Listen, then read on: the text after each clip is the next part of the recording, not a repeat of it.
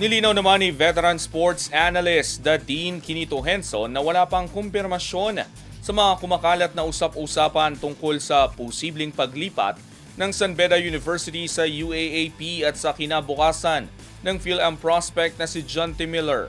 Ang ibang detalye alamin sa eksklusibong pag-abante ni Jonas Lavarias. Sports Now. Sports Now. Exclusive.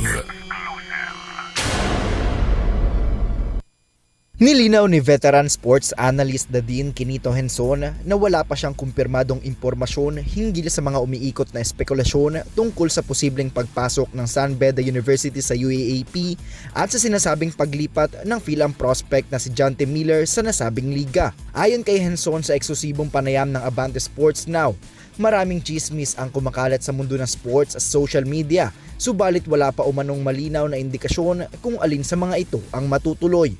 Binanggit niya na may mga usap-usapan na maaaring sumali ang San Beda sa UAAP kung hindi man sa susunod na season ay posibleng sa mga darating na taon, ngunit iginiit niyang nananatili itong haka-haka sa ngayon. Ipinaliwanag din ni Henson na may kanya-kanyang identidad ang UAAP at NCAA at hindi umano magiging praktikal ang pagsasanib o paghalo ng mga kupunan mula sa dalawang liga.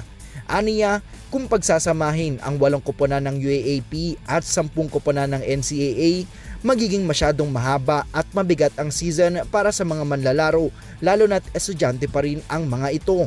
Dagdag pa ni Henson, ang ganitong setup ay maaaring humantong sa labis na pagod ng mga atleta at magdudulot ng problema sa schedule, katulad ng naranasan noon ng ilang liga na kinailangang hatiin ang mga koponan sa grupo. So many rumors are going around. I can't confirm one way or the other.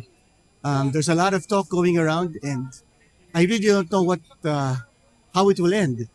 There is talk that San Beda will join the UAP, if not this coming season, maybe the season after. I really don't know. My feeling is NCAA has its own identity. UAP also has its own identity. I think it'll be very difficult to merge, because if you merge, a lot of the players will be spending too much time playing basketball. Because if you have 10 teams from the NCAA, you have 8 teams from the UAP, you have 18 teams, how are you going to manage that? You'll be splitting it into 2 groups like what the NCAA did, and I don't know how that's going to work.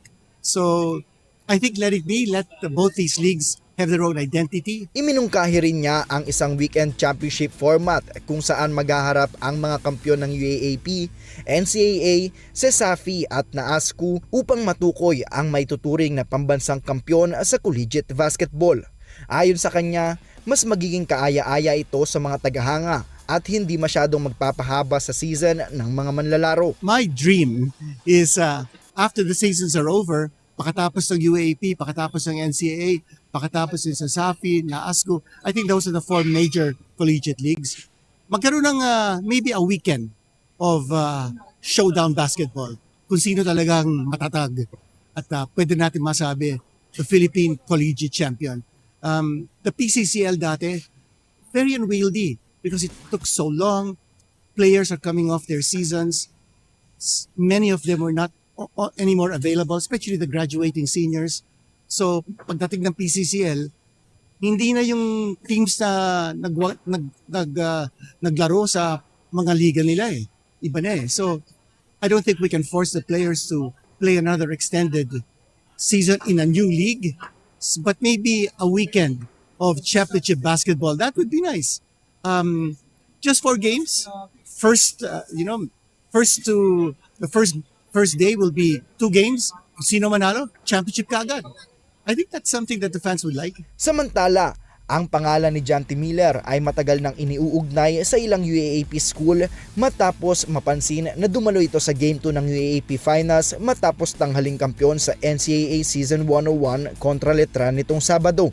Gayunman, wala pang opisyal na pahayag mula sa kampo ng manlalaro o sa San Beda University hinggil sa kanyang magiging destinasyon. Sa ngayon, nananatiling espekulasyon ang lahat ng usapin at hinihintay pa rin ng collegiate basketball community ang anumang formal na anunsyo mula sa mga kinauukulang paaralan at liga. Ako, si Jonas Lavarias, Abante Sports, now na.